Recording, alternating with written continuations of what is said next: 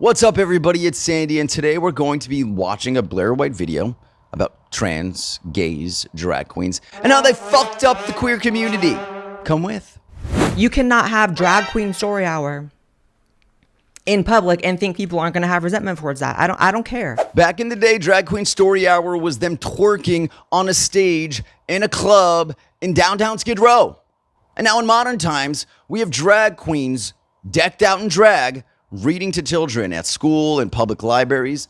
What the fuck did we think was going to happen? Like, I don't understand any rational, logical, based in reality gay man could believe and convince themselves that this was a good idea.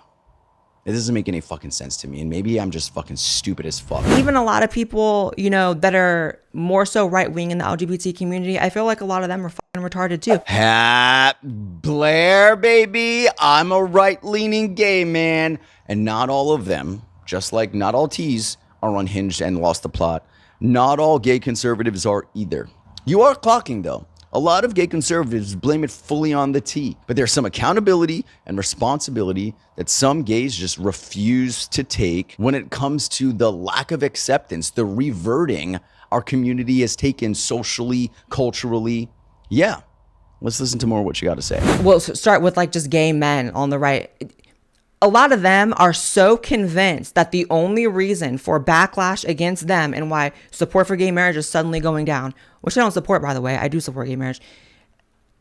They are so convinced that that's all the T's fault. That's all trans people's fault. And it is to a large extent. Yeah, she's not wrong. She's not wrong. There's this lack of accountability that some Republican conservative gays just refuse to take, right? And they might not have supported the drag queens, they might not support trans, but not speaking out enough is sort of being a culprit in the mess.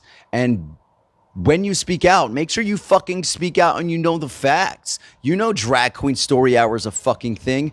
That's not trans women. That's unhinged gay men. I've been clocking, the trannies since day one. But there is some accountability, in fact, a lot of it from the G's that needs to be taken as well. The G's and the T's are really the problem. The L's and the B's, they don't really do much. And that's fine. So sad. Imagine being an L and a B and living under this community, being responsible for our bullshit. Poor bis and lesbians getting the raw end of the deal here. And drag queen story hour, you can, bank on conservative ignorance that that's a trans thing. Can y'all look at that? That looks like a scary fucking movie. Freddy Krueger level. Drag queen story hour. Like the fuck? Because conservatives just see a wig and makeup and they're like, oh, trans, that means trans. But you and I both know, gay B, that's a gay man in a wig. And so although all that creepy shit, those are gay men. It is fucking creepy. It's creepy. Those men had fucking hairy ass arms from the shoulder to the wrist. That's fucking creepy. Why are you wearing a dress? And on top of that, why is there a kid sitting on your fucking lap? All those books in school about gay intercourse, there's some trans ones too. But the gay there is gay fatigue just as well as there is trans fatigue. Baby, I am so queer fatigued. Just like everything queerness in America. Fatigued. I'm fatigued. I'm tired. I'm tired. And if you're a real ass bitch, it's warranted. If you're a real ass bitch, it's warranted. If you're fake, you're going to cry about it. She's eating it up. It's called look in the fucking mirror, right? Everything that is occurring negative against our community in 2025 is not just Donald Trump related. It's not just because Republicans hate gays. There's a whole other side to this fucking coin. Put it up in the mirror and fucking look, bro. We are the creators of our own fucking mess. Like Blair said, be a fucking real one. If you're fake, you're going to act like, where is this all coming from? Just blindsided. Just blindsided. Like y'all don't know what's been going down in the community, but you're too scared to say anything. They're shook because they're delusional. They're shook because they're delusional.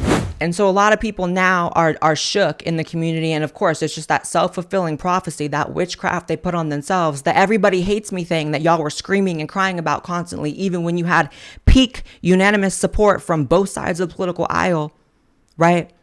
Even when we had full support, y'all were still, oh my God, everyone hates me. Everyone's a homophobe. Everyone's a transphobe. Everyone's a fucking... Yeah, so phobic. 2015. We could marry, adopt, own property, get a job, own a car. Like, what fucking more did gays need? And I'm sorry for my French, but there was nothing more that we fucking needed, right? We had all the acceptance that we... What? And here we are, 2025, being like, oh, they're still phobic. Our lives are under... Blah, blah, blah, blah, blah, blah. You're a fucking idiot. And because of that, you've now fulfilled your own prophecy. You finally made people sick. And now you want to act like you were just right all along. Like, see, everybody hates gay people. Everybody hates trans people. Not really. People hate behavior. And you cannot separate the behavior of a group of people from the people. And that's part of the issue. Blair just fucking jackhammered that shit. People like myself, a conservative gay, people like Blair, a conservative trans, everyday people can't separate rational queers from the unhinged queers. We are all one and the same. And I know that's like not the best way to go about, living, but that's how it works.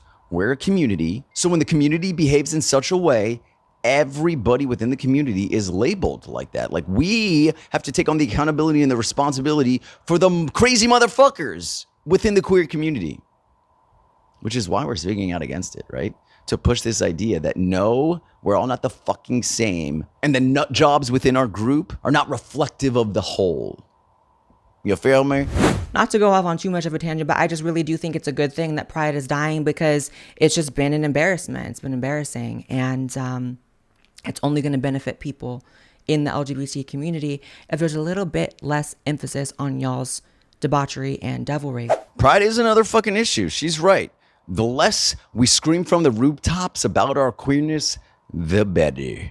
If we just went about getting trans acceptance and the rest of the acronym the same way we went to go and get gay acceptance, we wouldn't have an issue. We got gay acceptance. Of course, it took, 40, 50 years of an eternity. However, we got what we wanted. Why couldn't we just replicate that recipe to get the rest of the community culturally and socially accepted? Instead, we got gay acceptance, and then we're like, oh yeah, let's just force this down their mouth and force them to accept this.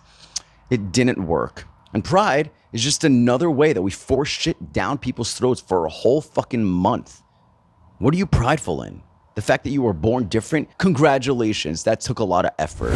The sky is blue. I didn't make it so. Thank you, Blair, for being a real one. Thank y'all for watching. Please like, share, repost this. Fucking follow me. I'm trying to build up this YouTube account. Thank you very much. And to beautiful Blair White, I've obviously watched you for years now. You are part of the reason that inspired me to open up my gab on TikTok and speak out for the rational, common-sensical queers. I love you. Thank you for holding trans accountable. Thank you for holding gay men accountable. And damn it, I wish I was bisexual or a lesbian.